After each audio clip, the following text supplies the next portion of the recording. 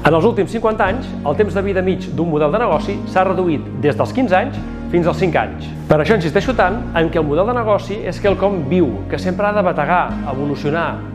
En aquest vídeo acabarem l'entrenament bàsic Scope veient com representar-hi elements de governança, operacions i estratègia. Com sempre, de forma guiada i pas a pas, amb exemples per cada component i un cas com a fil conductor. Ja ho saps, doncs, tant si estàs en un projecte emprenedor com si dirigeixes una empresa, treballar en clau de model de negoci et canviarà la mirada i les possibilitats. Som-hi!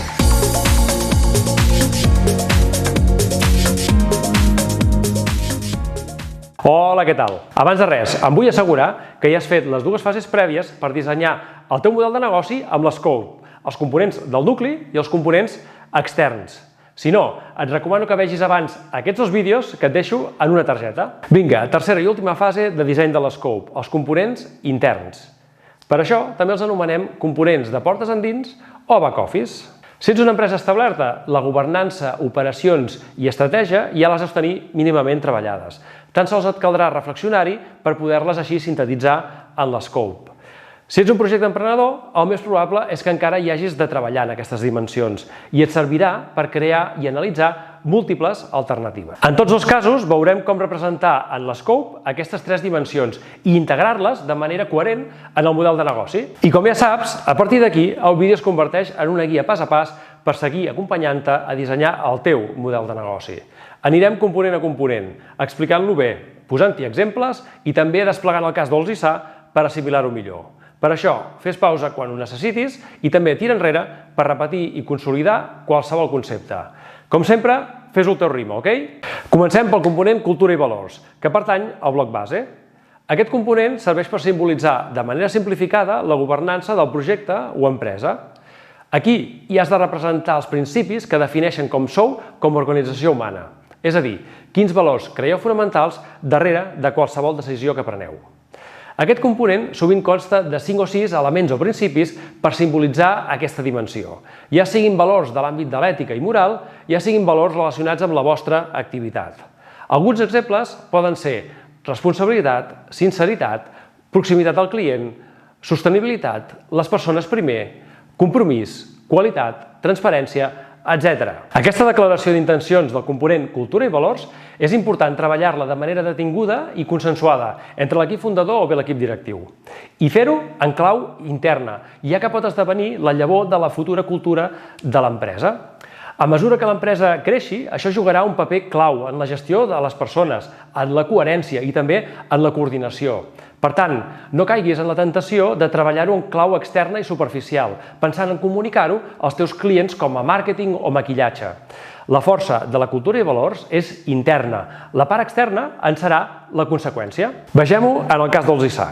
Ells sintetitzen la seva cultura i valors posant èmfasi en la responsabilitat, en la transparència, en els petits plaers, en la salut i en l'educació dels nens.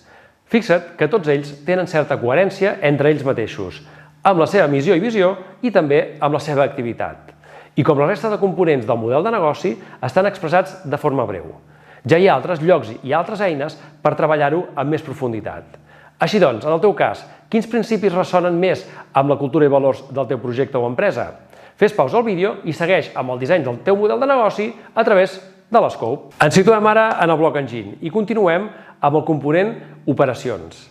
Aquí hi has de representar aquelles competències essencials que necessites com a empresa perquè el model de negoci giri de manera eficient. Aquest component depèn molt de l'activitat de la teva empresa, ja que hi has de visualitzar aquelles funcions essencials en el vostre dia a dia, tan essencials que ni tan sols les externalitzaries. Vegem-ne alguns exemples. Atenció al client, compres, desenvolupament de producte, servir comandes online, gestió de projectes, analítica web, divulgació i pedagogia, instal·lacions, etc. Fixa't que amb el component operacions del teu model de negoci defineixes bastant les competències clau de les persones de l'equip que integren la teva empresa. I seguim desplegant el cas dels ISA amb el component operacions. Per a ells és essencial l'atenció al client, la gestió d'estocs, preparar entrepans, kits de fruita i de fruits secs, la divulgació i pedagogia sobre el menjar sa i servir les comandes online. I en el teu cas, quines són les operacions essencials? Fes pausa al vídeo i segueix dissenyant el teu model de negoci amb l'scope. El component actius és l'altra cara de la moneda del component operacions. Es complementen l'un a l'altre. Aquí has de visualitzar els elements essencials per a que el model de negoci giri amb eficiència, tant elements tangibles com també elements intangibles. Aquí en tens alguns exemples. L'equipament informàtic, la maquinària, la nau, oficina o local, el producte propi, l'estoc, la marca, bases de dades, continguts, patents, etc. Recorda que si estàs emprenent, et serà més útil pensar en el model de negoci a uns anys vista, aixecar la mirada. Per això, tingues present que en el component actius no només hi has d'incloure elements que ja teniu ara, sinó també actius essencials que aspireu a aconseguir. Tornem al cas dels ISA. Els seus actius essencials són el local cèntric amb cuina i magatzem, els productes, dolços, fruita, fruits secs, pa, embotits, formatges, begudes, etc. I també un mínim equipament tecnològic, el terminal punt de venda per la botiga física i el portal de venda online. I en el teu cas, quins són els actius essencials? Fes pausa al vídeo i segueix dissenyant l'escope del teu model de negoci. Continuem amb el component costos, que ve a ser el contrapès del component ingressos de l'altre extrem. Aquí hi representem les partides principals per on se'ns en van els calés, tant a nivell de costos de producte, com també de despeses i d'inversions. Alguns exemples: nòmines, lloguer del local, cost de producte venut o CPV baixa, equipament específic, màrqueting, subministres, etc. Tingues present que en l'escope només hi representem l'essència, la punta de l'iceberg. És a dir, en el component costos només cal visualitzar-hi de manera simplificada i qualitativa les partides més importants del pressupost de despeses de la teva empresa o projecte. I en el cas dels ISA, el que més pesa en el seu component de costos són el lloguer del local i els subministres, el cost de producte venut, vaja, la matèria primera, l'estoc i les nòmines. I en el teu cas, quins serien? Fes pausa al vídeo i continua dissenyant el teu model de negoci amb l'escope. Següent component, les aliances. Aquí hi representem aquelles empreses o persones amb qui compartim objectius en comú i hi col·laborem. Pensa que per molt gran que sigui una empresa, fora d'ella sempre hi haurà molts més recursos, experiències, coneixements, oportunitats, etc. Per cert, si aquest vídeo t'està ajudant, fot-li un like. Seria genial, així arribarà a moltes més persones. Gràcies. Seguim. Doncs això, per aprofitar al màxim el potencial de la col·laboració empresarial, en el model de negoci Scope, les aliances tenen un paper rellevant i estan representades de manera transversal en el bloc lògica de negoci. D'aquesta manera, podem situar cada aliança allà on ens aporta valor. És a dir, hi podem representar les col·laboracions així: proveïdors de productes essencials, com aliances d'actius; proveïdors de serveis essencials, com aliances d'operacions; empreses que ofereixen productes complementaris, com aliances de productes; empreses que contribueixen com a canal tot i no haver-hi un vincle econòmic formal, com aliances de canals; empreses que prescriuen el nostre producte tot i tampoc tenir cap vincle econòmic formal, com aliances de màrqueting; empreses de la competència que contribueixen a fer pedagogia, com aliances de beneficis; i, finalment, clients més rellevants o casos d'èxits com aliances de clients. Es tracta d'identificar persones o empreses amb les qui podeu tenir interessos en comú i així crear aliances on ambdós hi guanyeu, win-win. Si a vosaltres us van molt bé les coses, a ells també els aniran molt bé. Donem un cop d'ull al cas dels ISA. Alguns proveïdors de producte alimentari i dolços són aliances d'actius. L'empresa de transport i la de màrqueting digital són aliances d'operacions. Les empreses d'extraescolars properes i l'entreteniment ambulant són aliances de productes. Les AMPAs de diverses escoles són aliances de canals. I diverses botigues veïnes són aliances de màrqueting. I en el teu projecte o empresa, quines són les aliances essencials? Fes pausa al vídeo i segueix amb l'Scope dissenyant el teu model de negoci. Finalment, el component intern és l'últim que ens queda per acabar de representar el model de negoci amb l'Scope. Està situat al bloc únic, ja que és un component que també té a veure amb l'estratègia i la gestió de l'avantatge competitiu. En el component intern hi representem els ingredients secrets del nostre projecte o empresa, és a dir, aquells elements o barreres d'entrada que ens permetran anar sempre un pas per endavant de la competència. Aquí en tens alguns exemples. El primer que ens pot venir al cap són les patents, però n'hi ha molts més. Mira, la marca n'és un, els valors i la cultura d'empresa, molt difícil de copiar, els costos de canvi o switching cost, la bona ubicació del local, l'exclusivitat per distribuir un producte, mecanismes de creixement com els efectes de xarxa, una cartera de clients d'origen, una base de dades clau, ser els pioners, una cultura innovadora, etc. Si estàs emprenent, el més probable és que tinguis pocs elements d'avantatge competitiu. Es tracta també d'aixecar la mirada i identificar quins altres elements t'hi ajudaran.